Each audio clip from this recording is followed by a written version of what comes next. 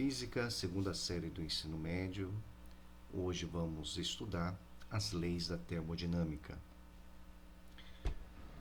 Ciências da natureza e suas tecnologias, física, segunda série do ensino médio. Vamos revisar a primeira lei da termodinâmica. A ideia de aproveitar o calor para produzir movimento, trabalho, é bem antiga. Heron de Alexandria, que viveu de 10 a 70 d.C., já propunha em sua Iolípila tal aproveitamento. Essa ideia ganhou a forma de máquinas térmicas e revolucionou, na segunda metade do século XVIII, a maneira pela qual as pessoas se relacionam e produzem seus bens. Então, a máquina de Heron, você tinha uma fonte térmica, aqui dentro você tinha água, essa água era aquecida, passando do estado líquido para o estado gasoso, tendo vapor d'água. E observe que aqui nós temos duas saídas, né? Observe que também estão em sentidos contrários e de maneira a proporcionar, quando o vapor d'água sai por essas tubulações, nós temos a transformação de um movimento rotacional, um movimento aí no sentido anti-horário. Então, a gente tem transformação de energia térmica por conta da transferência de energia da chama, da fonte quente, para a nossa água, e essa água que está no estado de vapor, ela adquire uma certa energia, né, cinética, chega com uma certa pressão e faz movimentar. Então a gente tem a transformação de energia térmica em energia de movimento. E isso revolucionou também a primeira revolução industrial na Inglaterra, onde surgiram-se as máquinas. As máquinas começaram a produzir em larga escala, deixando de lado o trabalho do artesão e transformando esse trabalho para um público consumidor maior. E a nossa Maria Fumaça, que também segue o mesmo princípio. A gente tem uma fonte quente, a qual é movido a lenha, né? A matéria-prima para a geração de energia térmica é baseado na lenha, fogo e oxigênio, né? O triângulo do fogo. Aí aquece uma caldeira, né? E no caso aí, o vapor d'água, que vai movimentar os pistões, vai fazer o trem se mover. Um experimento bem interessante, né, retirado aí do livro Física Mais que Divertida, do professor Eduardo Campos Valadares, da UFMG. Encontramos um experimento denominado usina térmica. A experiência consiste em aquecer uma lata de refrigerante contendo água e um furo na parte superior. Bem à frente do furo deve ser colocado uma turbina, uma ventoinha. Este é um bom exemplo de transformação de energia térmica em energia mecânica, ou seja, calor em movimento.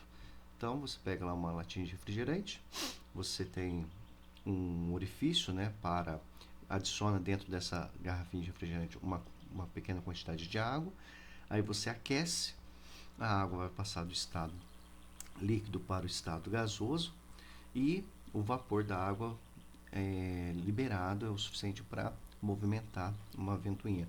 É o princípio básico do funcionamento de uma usina termoelétrica. A força para a produção de bens era braçal e bastante personalizada. O homem percebe que pode utilizar a força d'água para a realização de trabalhos, como a moagem de grãos. Sugerimos que pesquise sobre rodas d'água e moinhos de água. Fica aí a dica para vocês pesquisarem na internet o que são moinhos d'água. Com a máquina a vapor, o homem passa a controlar a fonte de energia, sendo capaz de produzir bens em larga escala. Então, observe que essa imagem, nós temos aqui uma caldeira, uma fonte quente, a água vai passar do estado líquido para o estado gasoso, né, o vapor novamente, vai movimentar este pistão, e aqui tem um sistema de refrigeração, porque ele vai aquecer, vai subir o pistão, vai movimentar esse sistema mecânico. Aí esfria, o pistão volta à sua situação inicial. Então, esse subir e descer, esse movimento periódico, né, nós temos aí a realização de trabalho, transferência de energia e com isso uma evolução no processo. Neste caso, né, essa máquina, né, essa bomba foi criada para tirar as águas das grandes minas onde eles retiravam o carvão. Então, ao ser aquecido, o gás se expande, empurrando o êmbolo para cima. Notamos que o calor fornecido ao gás produziu trabalho ao mover o êmbolo e fez aumentar a temperatura do gás. Isso demonstra que a energia se conservou. A energia na forma de calor transformou-se em outros tipos de energia. A primeira lei da termodinâmica corresponde, na verdade, ao princípio da conservação da energia. Assim, um calor fornecido ou retirado de um sistema resultará na realização de trabalho e na variação da energia interna do sistema, representado por ΔU. Então, nós temos a representação matemática, né? Calor absorvido ou cedido pelo sistema vai ser igual ao trabalho mais a variação da energia interna. Quando o trabalho é realizado pelo gás, o trabalho será positivo. Quando o gás se expande, temos uma variação de volume positiva, então dizemos que o gás realizou o trabalho, pois é a força do gás que desloca o êmbolo. O trabalho realizado sobre o gás, quando o gás é comprimido, temos uma variação de volume negativa, então dizemos que o trabalho foi realizado sobre o gás, pois uma força externa desloca o êmbolo. A energia interna, né, o U, a energia interna de um gás está diretamente relacionada à sua temperatura. Assim, uma variação na temperatura do gás indicará variação de sua energia interna, ΔU. Para moléculas monoatômicas, tem-se um exemplo de molécula monoatômica, pessoal. Nós temos o hélio, nós temos o hidrogênio, né, o gás hidrogênio. Então, olha só, a energia interna, então, de um gás monoatômico, constituído de apenas um átomo, né, é o 3 meios de nRT. E a variação da temperatura, ΔU, é 3 meios de nR-ΔT, onde N é o número de mols do gás, o R é a constante universal dos gases, que equivale 8,31 joules por mol por Kelvin, e T é a temperatura do gás. Neste caso, a temperatura do gás é dada em Kelvin.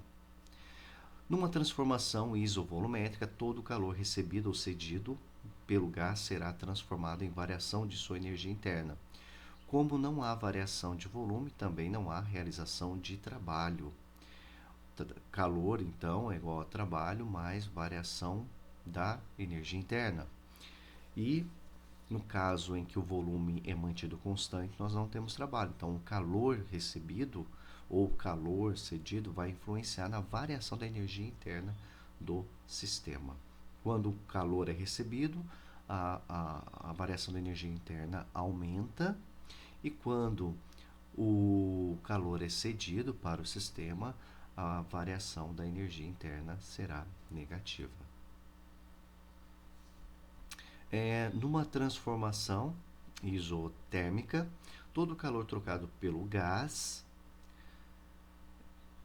recebido ou cedido resultará em trabalho, uma vez que não há variação de temperatura.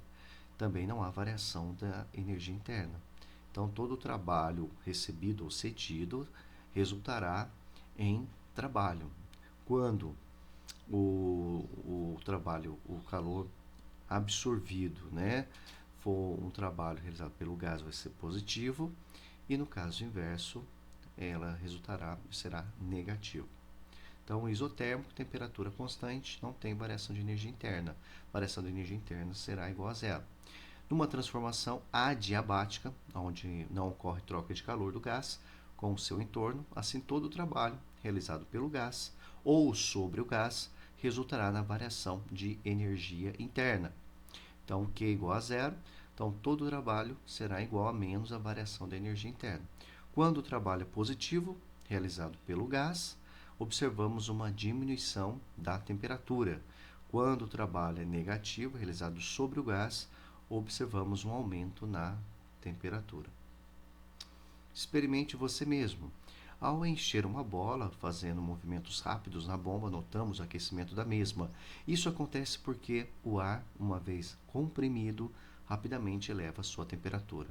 Como o processo é rápido, não há tempo para troca de calor com o meio externo. Trata-se de uma compressão adiabática. Um outro exemplo contrário ao anterior, mas que ilustra o mesmo tipo de transformação, é o uso do aerossol. Ao mantê-lo pressionado por algum tempo, notamos o resfriamento da lata. A expansão do gás produz uma diminuição de sua temperatura. Trata-se de uma expansão adiabática. Em resumo, transformação isotérmica, variação da energia interna, zero. Então, o calor recebido pelo sistema ou o calor cedido pelo sistema vai ser igual ao trabalho. Numa transformação isovolumétrica, o calor recebido ou cedido pelo sistema será igual à variação da energia interna. E numa transformação adiabática, trabalho será igual a menos a variação da energia interna.